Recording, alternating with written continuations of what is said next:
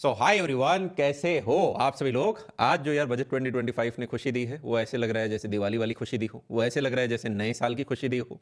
11 बजे finance minister ने अपना नया बजट 2025 बताना स्टार्ट किया और सभी लोगों की नज़रें इस पे थी कि कैसे हम जल्दी से डायरेक्ट टैक्सेस के ऊपर आए।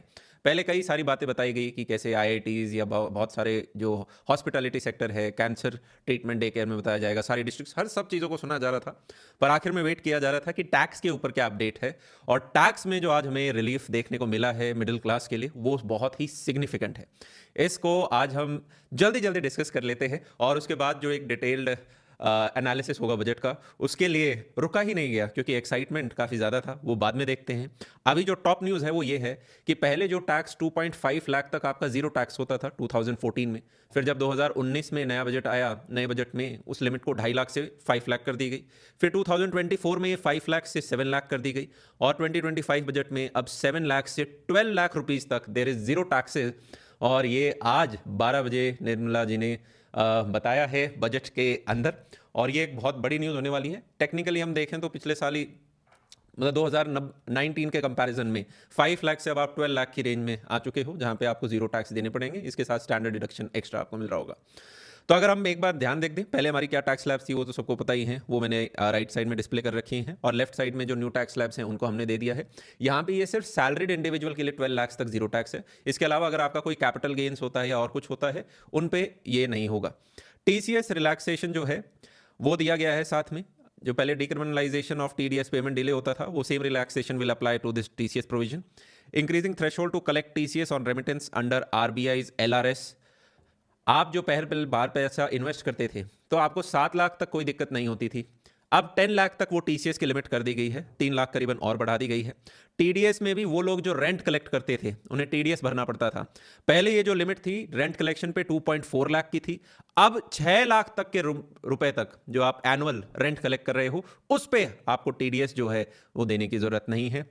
Second, doubling limit for tax deduction on interest.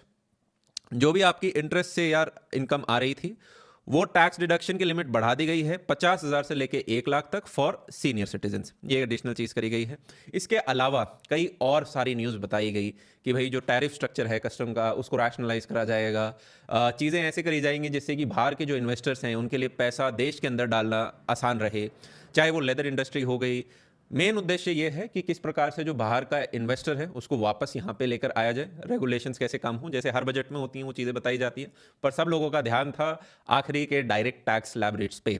यहाँ पे यार अगर हम दोबारा ध्यान से भी देखें तो 12 लाख से 16 लाख रुपए का जो होगा, 12 लाख एंड ऑनवर्ड्स हमारे जो टैक्सेस हैं वो बता दिए गए हैं इसमें, और 24 लाख से ऊपर आपका 30% का टैक्स ब्रैकेट लग रहा होगा। तो जो टैक्स ब्रैकेट पहले हमारा 15 लाख से ऊपर 30% लगता था, उधर भी आपको 9 लाख रुपीस का इंक्रीज देखने को मिल रहा होगा। तो 24 लाख से ऊपर अब आपका 30% टैक्स कट रहा होगा। हमने रिसेंटली एक वीडियो बनाया था कि who is part of the middle class in India, और हमने वहाँ पे टैक्स रेट्स को एक बेसिस बनाया था।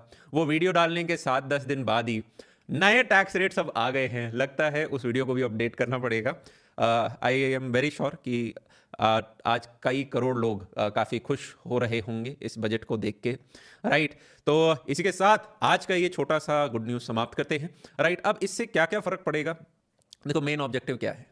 मेन ऑब्जेक्टिव ये था कि यार हमारा जो लास्ट क्वार्टर थे उसमें हमारी इकोनॉमिक ग्रोथ उतनी नहीं दिखी, प्लस हमारी लिक्विडिटी भी ऑल टाइम लो थी, हमारी कंजम्पशन भी उतनी ज़्यादा नहीं जा रही थी।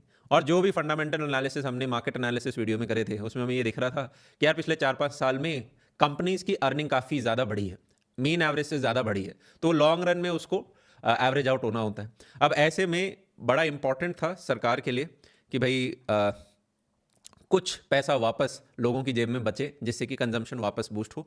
मोस्ट प्रोबेबली सबसे ज़्यादा जो यहाँ पे दिख रहा है, लोगों के पास पैसे बचते हैं तो वो गाड़ी भी लेते हैं, और सबसे ज़्यादा वो एफएमसीजी जो सेक्टर है उसके ऊपर और थोड़ा स्पेंड करते हैं, राइट। जब पैसा बचेगा तो आज के दिन यार सबने खाना पीने का जुगाड़ कर रखा है, तो जो उसके ऊपर की एडिशनल चीज़ें हैं उन सब में बिक्री बिकती है, सब में बिक्री एडिशनल आएगी तो कंपनीज़ की सेल्स बढ़ेगी, टॉप लाइन बढ़ेगा तो बॉटम लाइन भी बढ़ेगा, और इस प्रकार से अर्निंग बढ़ रही होंगी।